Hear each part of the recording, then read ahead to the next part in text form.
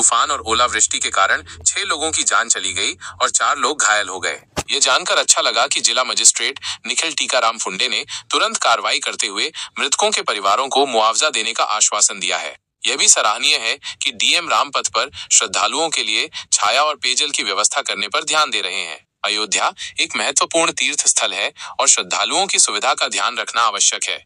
DM फुंडे का ये कहना कि उन्हें अयोध्या की सेवा करने का सौभाग्य प्राप्त हुआ है और वे इसे विश्व पर्यटन नगरी के रूप में विकसित करने के प्रयासों में योगदान देंगे, उत्साहजनक है। मूलभूत सुविधाएं उपलब्ध कराने और चल रही योजनाओं को समय पर पूरा करने की उनकी प्राथमिकता निश्चित रूप से जनपद के आमजन और श्रद्धालुओं के लिए लाभकारी होगी। मुझे विश्वास है कि उनके नेतृत्व में अयोध्या विकास के पथ पर अग्रसर रहेगा।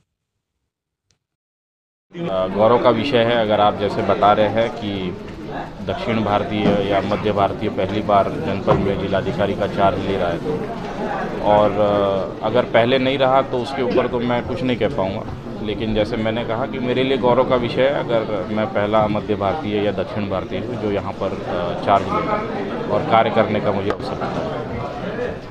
सर, कल जनपद में लोगों के आंदोलन के लिए आपके द्वारा क्या निर्देश दिए? कल जनपद में खास करके ग्रामीण क्षेत्रों में आंधी और तूफान जो है आया था और उसकी वजह से 6 जगहों पर जो है 6 लोगों की मृत्यु हुई है। उसमें से एक घटना में 3 महिलाएं ट्रैक्टर ट्रॉली के नीचे शरण लेने के लिए खड़ी थी, बैठी थी। वो ट्रैक्टर ट्रॉली पलट जाने की वजह से और 3 अन्य घटनाएं दीवार गिरने से, पेड़ गिरने से और आकाशीय बिजली लगने से 3 मृत्यु हुई है। सभी जो पीड़ित परिवार है उनको हम लोग राहत की धनराशि जो है आज पहुंचा रहे हैं और फसलों का जो नुकसान हुआ है उसके लिए सर्वे करने का जो कार्य है वो हमारे राजस्व की टीम द्वारा किया जा रहा है। सर, सीएम ने भी निर्देश प्राप्त हुए और जैसे मैंने कहा कि राहत कार्य जो है उसको तत्काल करने के लिए माननीय मुख्यमंत्री जी के निर्देश थे।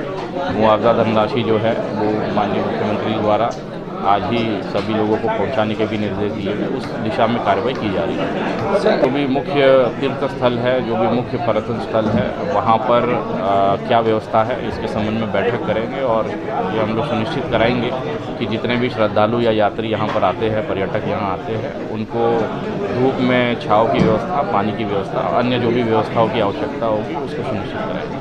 कारण के लिए हमारे पास IGRS पोर्टल बना हुआ है, CM हेल्पलाइन बनी हुई है, साथ ही साथ सभी दफ्तरों में सभी अधिकारी द्वारा इंक्लूडिंग भी जनता दर्शन का कार्य प्रतिदिन 10 से 12 किया जाएगा और प्रयास रहेगा कि जो भी व्यक्ति हमारे पास शिकायत लेके आए उसकी शिकायत का निराकरण हम लोग करेंगे। जिले की रैंकिंग के लिए क्या सुधार करेंगे? मुझे जो बताया गया है अभी रैंकिंग अच्छी है और प्रयास रहेगा कि रैंकिंग सुधार करने के लिए जितनी भी योजनाएं चल रही है, जितनी भी परियोजनाओं का निर्माण चल रहा है, उन सबको गति दे और कार्य जो है अच्छे से।